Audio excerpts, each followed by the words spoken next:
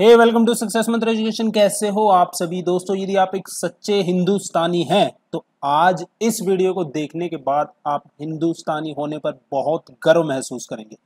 तो आपने न्यूज सुनी होगी कि भारत ने ध्रुवास्त्र मिसाइल का जो है सफल परीक्षण कर लिया है। साथ ही साथ इस मिसाइल के बारे में भी जानेंगे और ये भी जानेंगे कि इन मिसाइलों को भारत के द्वारा कौन से प्रोग्राम के तहत बनाया गया था। तो चलिए इस वीडियो की शुरुआत करते हैं और आगे बढ़ते हैं। दोस्तों बात है, समय था 80s का, ठीक है।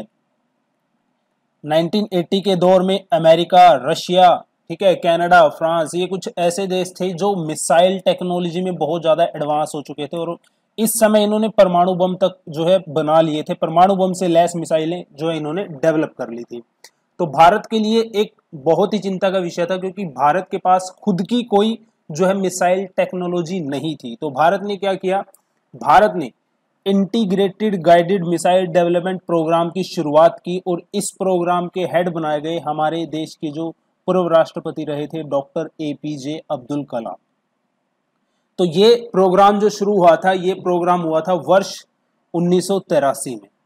इसका सीधा सीधा एक ही उद्देश्य था कि भारत के अंदर जो मिसाइलें बने वो स्वदेशी हों, प्लस भारत के अंदर जो स्वदेशी मिसाइलें बनेंगी उसके डेवलपमेंट के लिए एक ढांचा तैयार करना पूरा, और एक जो है पूरी प्रक्रिया को डेवलप करना, और सारी की सारी जितने भी इक्विपमेंट, कंपोनेंट वगैरह और जितनी भी टेक्नोलॉजी इस मिसाइलों को बनाने में लगे वो सारी की सारी स्वदेशी हो। क्योंकि आने वाले समय में यदि किसी भी देश से युद्ध छिड़ता है तो भारत को मिसाइलों के लिए दूसरे देश पर ना निर्भर रहना पड़े। क्योंकि आप जानते हैं जब वॉर का समय होता है हम किसी दूसरे देश से मिसाइलें वगैरह खरीदते हैं तो हमें नॉर्मल अमाउंट से उस मिसाइल या उस उपकरण के लिए, उस इक्विपमेंट के लिए बहुत ज़्यादा पे करना पड़ता है क्योंकि दूसरी कंट्री बहुत ज़्यादा फायदा उठाती हैं और इसका एग्जाम्पल आप भारत के कुछ लड़ाइयों में देख चुके हो, ठीक है।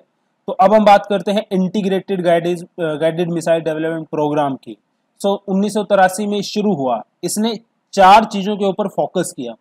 पहली चीज़ थी short range surface to surface missile के ऊपर, ठीक है। इस प्रोजेक्ट का कोड नेम रखा गया पृथ्वी। फिर दूसरा था शॉर्ट रेंज की low level surface to surface missile, ठीक है, और इसका कोड नेम रखा गया त्रिशूल।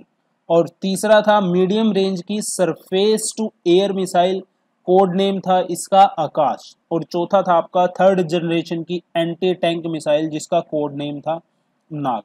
आज भारत के अंदर 4 मिसाइलें, पृथ्वी, त्रिशूल, आकाश और नाग, ठीक है। भारत के पास ये आज चारों मिसाइल हैं और भारतीय सेना में ये काम कर रही हैं। प्लस ये सारी की सारी जितनी मिसाइलें हैं इनको बनाने में जितने टेक्नोलॉजी, जितने कंपोनेंट का यूज हुआ है वो सारे के सारे स्वदेशी हैं। इन सभी मिसाइलों का निर्माण जो है डीआरडीओ ने किया है।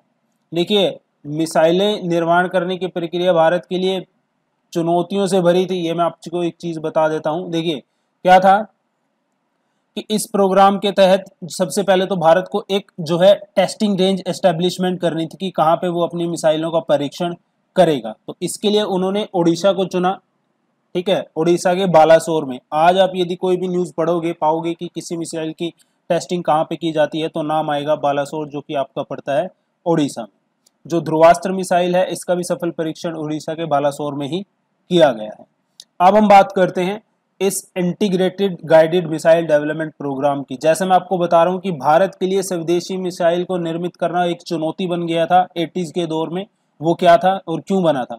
देखिए, सबसे पहले भारत ने अपनी पृथ्वी मिसाइल को 1988 में जो है और अग्नि मिसाइल को 1989 में इसका टेस्ट परीक्षण किया था, ठीक है। लेकिन उस समय के दौर में एक ग्रुप हुआ करता था जिसका नाम था मिसाइल टेक्नोलॉजी कंट्रोल रिजाइम, ठीक है। इस ग्रुप के कौन सदस्य थे? इस ग्रुप के सदस्य थे Canada, France, Germany, Italy, Japan, United kingdom और यूनाइटेड स्टेट। आज भले ही ये हमारे देश के कितने भी अच्छे मित्र हों, दोस्त हों, आप भूल जाइए, लेकिन यदि आप इतिहास उठा के देखोगे तो इस दौर में 1980 और 89 के दौर में इन्होंने भारत के ऊपर सैंक्शन लगा दिया था कि भारत को वो टेक्नोलॉजी जो मिसाइल बनाने में यूज होती है या फिर ऐसा कोई भी कंपोनेंट जो मिसाइल बनाने में यूज होता है वो भारत को नहीं दिया जाएगा। तो इसीलिए जो हमारे देश के उस समय सरकारें थी वो निर्णय लेती हैं, क्या निर्णय लेती हैं कि डीआरडीओ की एक टीम बनती है, कंसोर्टियम बनाया जाता है डीआरडीओ का, जिसमें कुछ साइंटिस्ट होते हैं और उनको ये काम सौंपा जाता है कि ये जो इक्विपमेंट और कंपोनेंट ये देश हमें बनाने के लिए नहीं दे रहे मिसाइल, आपको इसको भारत में ही निर्मित करना है। यानी कि ये सारे के सारे आपको क्या करने हैं, स्वदेशी, ये सारे के सारे स्वदेशी होने चाहिए। यदि ये टेक्नोलॉजी और कंपोनेंट भारत को इन देशों से समय रहते मिल जाते तो ये integrated guided missile development programme Bharat बहुत पहले ही पूरा कर चुका होता। लेकिन कहते हैं ना, यदि आप आत्मनिर्भर बनना चाहते हैं तो उसके लिए आपको थोड़ा सा समय लगता है, और वही भारत को लगा। लेकिन आज भारत इतना सक्षम है कि कुछ साल के बाद भारत खुद अपनी कंट्री से दूसरी कंट्रियों को मिसाइल का एक्सपोर्ट का बिजनेस शुरू कर देगा आने वाले समय में। आज भारत मिसाइल बनाने में इतना सक्षम हो चुका है, और इसका एग्जाम्पल आज भारत में कैसे कैसे मिसाइलें बन चुकी हैं, इसका एग्जाम्पल आप ब्रह्मोस से ही लगा सकते हैं। ठीक है, अब हम बात करते हैं integrated guided missile development programme था जो 8 जनवरी 2008 को डीआरडीओ के द्वारा घोषणा की जाती है कि इस उद्देश्य, ये जो आपका प्रोग्राम था जिसे शॉर्ट फॉर्म में कहा गया था IGMDP, कि इस प्रोग्राम के सारे उद्देश्य पूरे हो चुके हैं। यानी कि 4 मैंने आपको अभी बताए थे फोकस कि कौन कौन से 4 चीज़ों के ऊपर जो है इस प्रोग्राम के तहत काम किया गया था। तो 8 जनवरी 2008 को डीआरडीओ के द्वारा घोषणा कर दी जाती है और इस प्रोजेक्ट को विराम दे दिया जाता है, क्योंकि हम में सारी मिसाइलें जो हमने 4 शुरू की थी वो सारी की सारी मिसाइलें हम डेवलप कर चुके थे, उससे रिलेटेड कंपोनेंट हम डेवलप कर चुके थे, और उससे रिलेटेड जो टेक्नोलॉजी हमें चाहिए थी वो सारी की सारी हम डेवलप कर चुके थे। अब बस भारत का क्या काम था कि इन मिसाइलों के वेरिएशन, ठीक है, वेरिएशन को बनाना था। वेरिएशन मतलब यदि किसी मिसाइल को हम जो है किसी फाइटर जेट से छोड़ सकते हैं, ठीक है, तो उसी मिसाइल को हम जो है हेलीकॉप्टर में भी इंस्टॉल करके छोड़ सकते हैं, ऐसे वेरिएशन बनाने थे। उस मिसाइल की रेंज को बढ़ाना था। जैसे कि आप देख सकते हो आज भारत के पास पृथ्वी मिसाइल है, अग्नि मिसाइल है। अग्नि मिसाइल की आज यदि आप इंटरनेट पे जाके सर्च करोगे तो बहुत सारी वेरिएशन आपको देखने को मिलेंगी। तो भारत के पास अब बस यही काम रह गया था कि हर एक मिसाइल के अलग अलग वेरिएशन को निर्मित करे, जिसका काम अलग अलग सिचुएशन में यूज, जो कि अलग अलग सिचुएशन के हिसाब से जिसको यूज किया जा सके। सो भारत ने ये प्रोग्राम 8 जनवरी 2008 को ये बंद कर दिया था। लेकिन अब हम बात करते हैं अभी जिस मिसाइल का परीक्षण हुआ है उसको नाम दिया गया है ध्रुवास्त्र। दरअसल दोस्तों ध्रुवास्त्र इसको इसलिए नाम दिया गया है क्योंकि इसको भारत द्वारा निर्मित ध्रुव हेलीकॉप्टर में लगाया गया है। जी हाँ, भारत द्वारा निर्मित ध्रुव हेलीकॉप्टर में लगाया गया है, और ध्रुव जो हेलीकॉप्टर है वो हिंदुस्तान एरोनॉटिकल लिमिटेड के द्वारा बनाया गया है, HAL के द्वारा बनाया गया है। इसलिए इस मिसाइल को ध्रुव अस्त्र कहा गया है। यहाँ पे मैं बताना चाहूंगा जो ध्रुव अस्त्र मिसाइल है उसका रियल नेम नाग मिसाइल है। ठीक है, नाग मिसाइल का ही एक वेरिएशन है जिसको हेलिना बोला जाता है। हेलिना में हेली का मतलब है हेलीकॉप्टर, एन्ने का मतलब है नाग, यानी कि नाग मिसाइल का वो वेरिएशन जो कि हेलीकॉप्टर में यूज किया जाता है। ठीक है, सो नाग मिसाइल का ये जो हमने ध्रुवास्त्र जिसका हमने सफल परीक्षण किया है इसको हेलिना कैटेगरी की मिसाइल भी बोला जाता है। और ये एक एंटी टैंक मिसाइल है।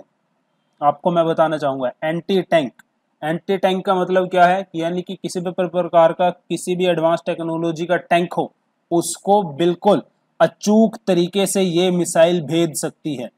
और इस मिसाइल को फायर एंड फॉरगेट के सिद्धांत पर बनाया गया है। मतलब फायर एंड फॉरगेट का, एक बार आपने इस मिसाइल के साथ निशाना लगा दिया तो आप बस इसको छोड़ जाइए और भूल जाइए, और 100% एक्यूरेसी के साथ अपने निशाने को ये भेद जाएगी। इस सिद्धांत पर इस मिसाइल को बनाया गया है। ठीक है, इसे बोलते हैं एंटी टैंक गाइडेड मिसाइल, जिसको फुल फॉर्म में बोला जाता है ATGM, anti tank guided missile. इस कैटेगरी की ये मिसाइल है। और ये कौन सी मिसाइल का वेरिएशन है, हमारी नाग मिसाइल का। नाग मिसाइल मैंने आपको 4 फोकस बताए थे, 4th फोकस मैंने आपको बताया था एंटी टैंक वाला, जिसे मैं कोड नेम दिया था नाग। तो ये भारत में ही स्वदेश में भारत निर्मित ये मिसाइल है, और आपको गर्व होना चाहिए आज भारत जो है मिसाइल टेक्नोलॉजी में बहुत आगे बढ़ चुका है। अब हम बात करते हैं कि ये जो मिसाइल है फिलहाल तो ये जो है इसका सफल परीक्षण हो चुका है और ये भारतीय सेना में भी जो है इसको अब शामिल कर लिया गया है। तो इस तरीके से कह सकते हैं ये भारत के लिए बहुत बड़ी बात है, DRDO के लिए बहुत बड़ी बात है, हमारे लिए बहुत बड़ी बात है। ठीक है, तो आज की वीडियो में इतना ही। आपको कैसे लगी ये वीडियो मेरे को ज़रूर बताइएगा कमेंट बॉक्स में। और यहाँ पे एक चीज़ और बताना चाहूँगा नाग मिसाइल से रिलेटेड। देखिए इसमें एक सिस्टम लगा हुआ है, मैं आपको बताना भूल गया, इमेजिन इंफ्रारेड, जिसको IIR बोला जाता है। इमेजिन इंफ्रारेड क्या करता है, वो ऐसा कंपोनेंट है, यदि इसको किसी भी मिसाइल में हम इंस्टॉल कर देते हैं तो उस मिसाइल को या तो आप दिन में, डे में, या फिर आप रात्रि में कभी भी उसको छोड़ दीजिए, वो निशाने को 100% एक्यूरेसी के साथ भेजेगी। तो ये जो एंटी टैंक गाइडेड मिसाइल है हमारी, इसको आप दिन या रात दोनों में यूज कर सकते हो और किसी भी मौसम में इस मिसाइल को यूज कर सकते हो। सो आज की वीडियो में फिलहाल इतना ही। मिलता हूं आपसे नेक्स्ट वीडियो में नए टॉपिक के साथ। तब तक के लिए बाय बाय।